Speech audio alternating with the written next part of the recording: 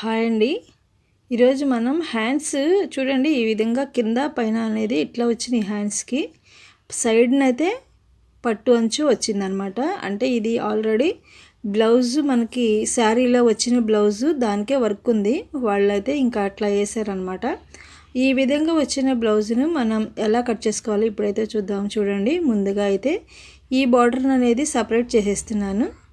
ఇలా సపరేట్ చేసేసిన తర్వాత ఇప్పుడు మనకి మిగిలి ఉన్న క్లాత్, అంటే నేను front part back part cut చేసేసాను హ్యాండ్స్కి ఉంచుకుని.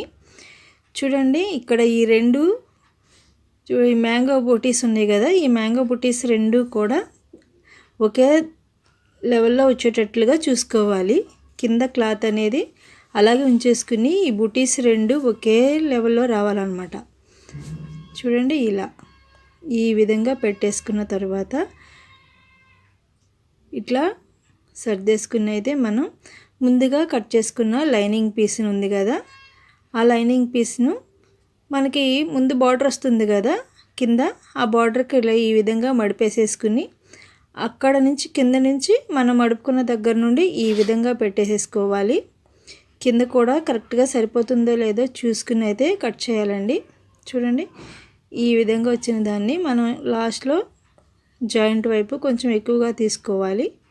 మనకు ఆల్రెడీ ఆమ్ హోల్లో పీసులు అనేది పడతాయి కాబట్టి లైనింగ్కి పడతాయి కంపల్సరీగా, మెయిన్ క్లాత్కి పడకుండా చూసుకోవాలి.